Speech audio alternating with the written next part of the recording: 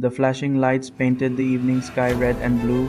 Judge Malcolm Avery kept both hands on the steering wheel, steady, visible, exactly as he had advised countless citizens to do from the bench.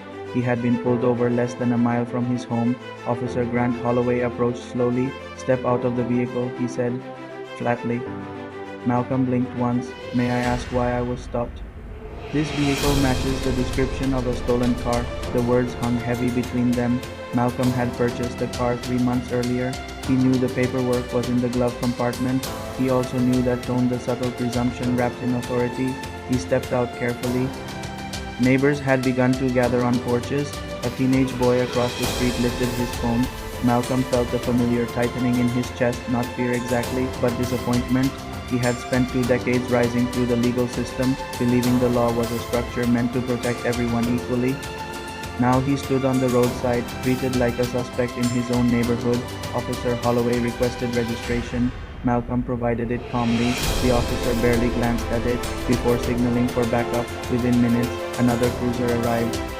"Sir, place your hands behind your back." The metal cuffs clicked shut. A murmur rippled through the small crowd. Malcolm's mind raced. He could identify himself immediately. He could demand a supervisor. He could assert his position as a federal judge. Instead, he stayed silent. Part of him wanted to see how far this assumption would go. At the station, the error became obvious within 20 minutes. The vehicle identification number did not match any stolen record. The database entry had been misread, but the damage had already settled into Malcolm's bones.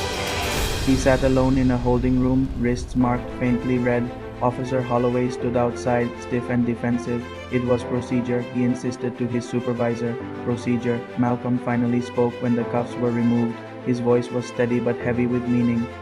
"Procedure should be guided by fairness, not suspicion." Holloway avoided eye contact. Malcolm did not yell. He did not threaten. He simply walked out of the station into the cool night air, the humiliation clinging to him like damp clothing, but silence would not follow him home. The next morning, the video had spread across social media. Neighbors who had once waved politely now looked uneasy. Community leaders called. Reporters requested statements. Malcolm wrestled with a choice. He had presided over civil rights cases before. He had ruled on claims of misconduct. Now he stood on the other side of the bench. Filing a lawsuit would make headlines. It would invite scrutiny. Some would accuse him of leveraging his position. Others would say he had an obligation to act. Late that evening, he sat in his study, the room lined with law books. His late father's photograph rested on the desk.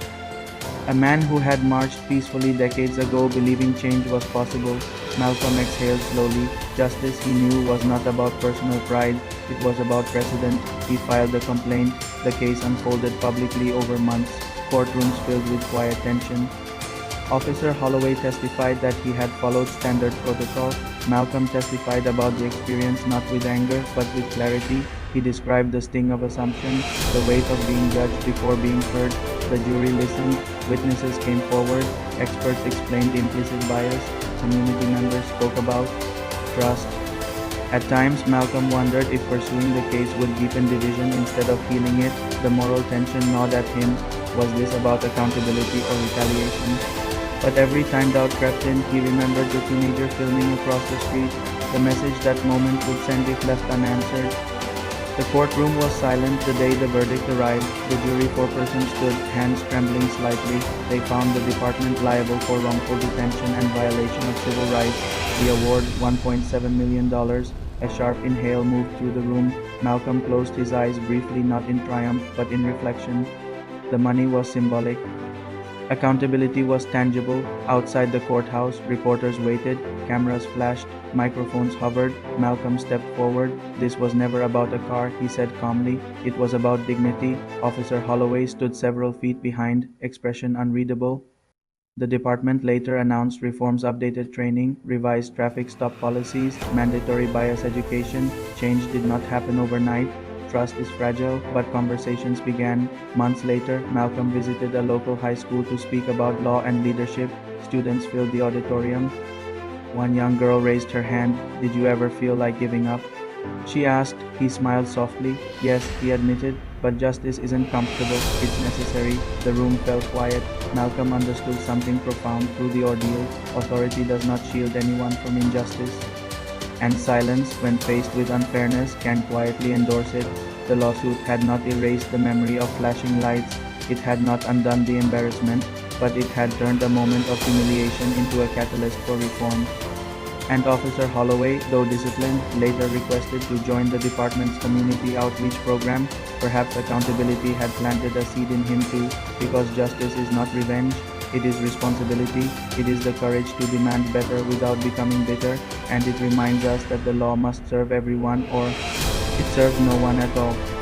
In the end, dignity is not granted by position or title, it is inherent, and when defended with integrity, it can illuminate even the darkest roadside moment.